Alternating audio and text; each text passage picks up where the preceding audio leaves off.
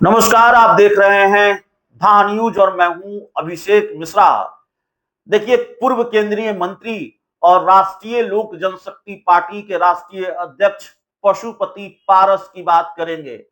पशुपति पारस भी पूरी तरह से मिशन मोड में है, फुल फॉर्म में है और 2025 के लोकसभा माफ कीजिएगा 2025 के विधानसभा चुनाव की तैयारी में जुटे हुए हैं।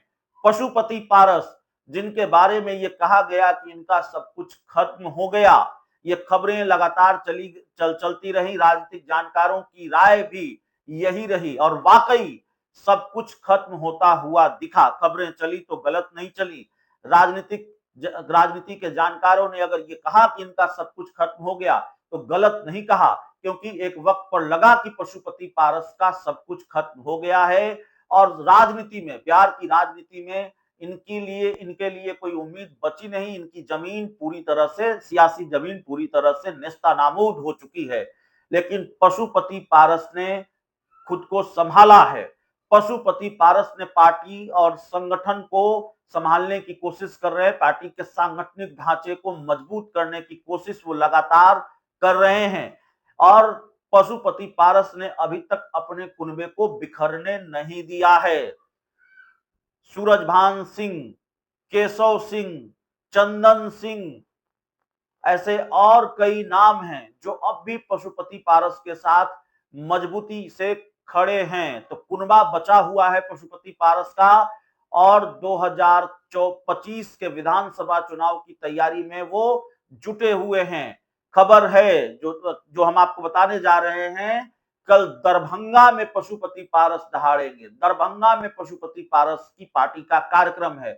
दलित सेना और पार्टी के जिला कार्यकर्ता का सम्मेलन दरभंगा में बुलाया गया है, बिहार के अलग अलग जिलों में। और पशुपति पारस का दावा है कि वो 18-20 से ज्यादा जिलों का दौरा कर चुके हैं। कुछ जिलों में मैं भी उनके साथ रहा हूं और पशुपति पारस अपना शक्ति प्रदर्शन, अपनी ताकत दिखाने की कोशिश कर रहे हैं। दोनों खेमों को, भारतीय जनता पार्टी को भी कि आपने हमको बहुत हल्के में ले लिया, दरअसल अभी हमारे लिए उम्मीद जिंदा है, टाइगर जिंदा है, उनकी पार्टी के लोग कहते हैं।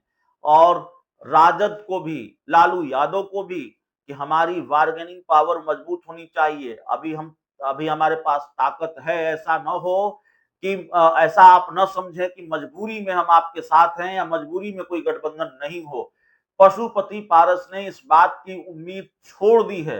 वो इसके लिए बहुत कवायद नहीं कर रहे हैं कि आरजेडी के साथ उनका गठबंधन हो ही जाए, इंडिया गठबंधन में उनकी एंट्री हो ही जाए। उनकी तैयारी इस चीज को लेकर है कि बिहार के उन विधानसभा क्षेत्रों में, अपने बिहार के उन विधानसभा सीटों को चिन्हित किया जाए जहां लोजपा मजबूत रही है, जहां पशुपति पारस को यह लगता है कि उनके पास मजबूत पहलवान है या उनकी जीत की संभावना मजबूत है, या फिर दूसरा फैक्टर ये कि जहां वो जीत नहीं सकते लेकिन बीजेपी और चिराग पासवान को भयंकर नुकसान पहुंचा सकते हैं।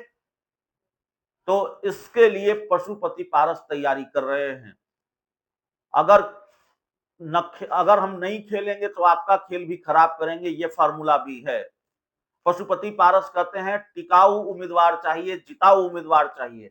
तो वो जीतने के लिए भी लड़ रहे हैं लेकिन इसके साथ बीजेपी और चिराग को हराने के लिए भी लड़ रहे हैं।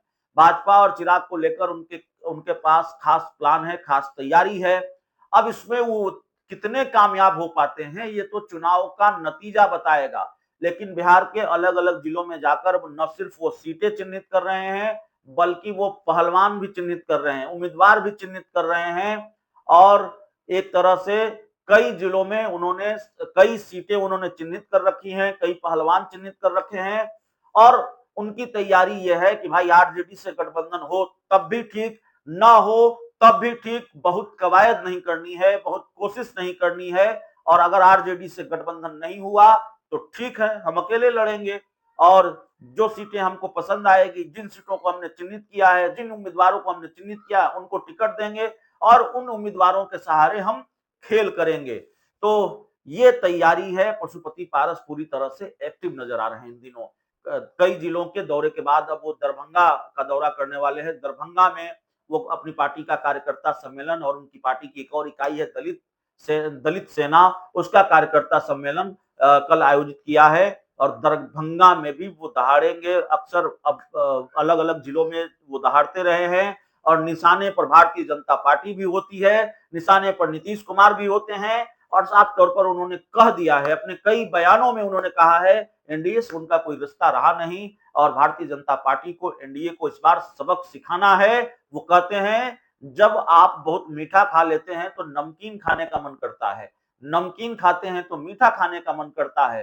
तो बदलिए, बदलाव की जरूरत है और बदलाव का वक्त है, बदलना है। बहुत मीठा खा लिया, थोड़ा नमकीन भी खा लीजिए या थोड़ा बहुत नमकीन खा लिया, थोड़ा मीठा भी खा लीजिए। बहुत बहुत धन्यवाद।